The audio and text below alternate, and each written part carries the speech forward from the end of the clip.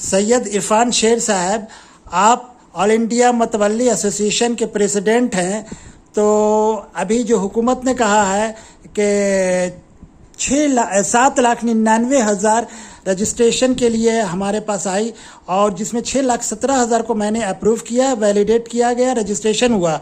तो इस सिलसिले में आप क्या कहना चाहते हैं, क्या डेटा है?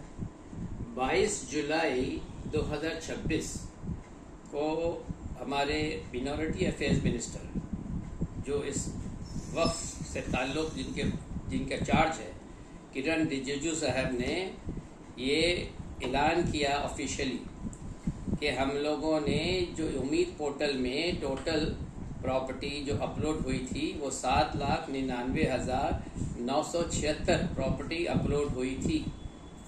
ये उनका बोला हुआ रिकॉर्ड है, लेकिन हकीकत में एक्चुअल रिकॉर्ड जो है ये वक्फ बोर्ड के पास है। कितनी वक्फ बोर्ड ने कितनी प्रॉपर्टीज अपलोड करवाया और लोगों ने किया, वो असल फिगर्स उनके पास है। लेकिन इनकी बात को अगर मान लिया जाए थोड़ी देर के लिए, तो 7,99,976 प्रॉपर्टी जो अपलोड हुई, उसमें इनका कहना है कि 6,17,000 प्रॉपर्टी को हम लोगों ने वैलिडेट कर दिया। अब इसका माने क्या होता है कि आपने 6,17,000 को वैलिडेट किया, इसका माने आपने अभी तक कितनी प्रॉपर्टीज को रखा है अबेयंस में, यानी डिस्क्वालीफाई किया है उसको या रिजेक्ट किया है। उसका नंबर आता है 1,82,000 प्रॉपर्टी। ये प्रॉपर्टी का कौन हिसाब देगा? 1,82,000 प्रॉपर्टी माने समझ रहे आप कितना होता है?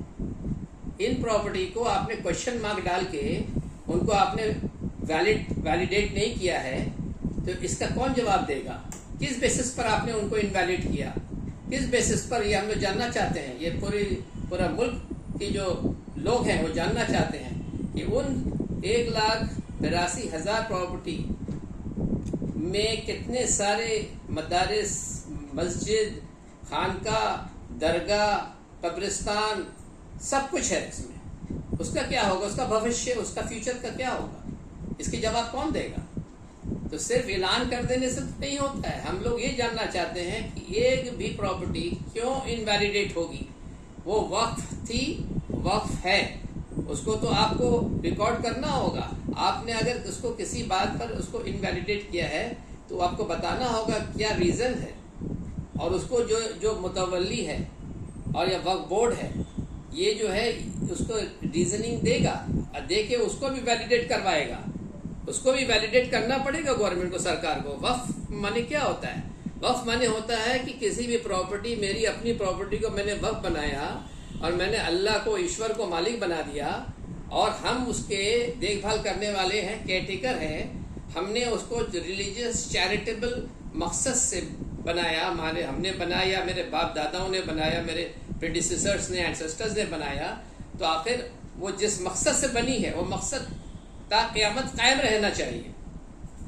वक्फनामा बनाया गया, वक्फनामा वसीयत है, वो विल है उस आदमी का जिसने अपनी चीज़ को वक्फ बनाया, समाज के लिए, लोगों के लिए, हमारे समाज, हमारे सोसाइटी को अपहोल्ड करने के लिए, उसको सस्टेन करने के लिए बनाया गया।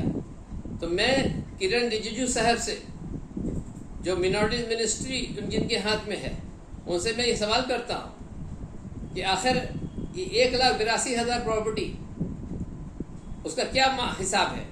वो कहाँ गई? उसका क्या होगा? उसका फ्यूचर क्या होगा? उसका मुस्तकबिल क्या है?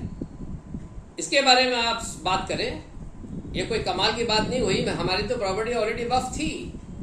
अगर आपके हिसाब से 7,99,976 प्रॉपर्टीज ऑफिशियल रिकॉर्ड के हिसाब से वक्फ थी, तो वो पूरी की पूरी वक्फ है, वक्फ रहेगी। आपकी मर्जी से, क्या आपके किसी कंडीशन से आपने 1,82,000 प्रॉपर्टी को आपने जो है डिस्क्वालीफाई कर दिया, या उसको आपने रिकॉग्नाइज नहीं किया, उसको वैलिडेट नहीं करके छोड़ दिया? ऐसे थोड़ी चलेगा। तो हमारे मुतवल्ली एसोसिएशन ऑफ इंडिया, मुतवल्लीस कौन होते हैं? जो देखभाल करने वाले असल ट्रस्टीज होते हैं वक्फ प्रॉपर्टीज के। उनका डिमांड ये है कि हर एक प्रॉपर्टी जो रिकॉर्डेड थी, یعنی کہ آپ کے ریکارڈ کے مطابق آپ کے آفیشیل جو حساب کے مطابق 7,99,976 پراپرٹی جو تھی وہ سب کو ویلیڈیٹ کرنا لازمی ہے. ہم لوگ یہ ڈیمانڈ کرتے ہیں.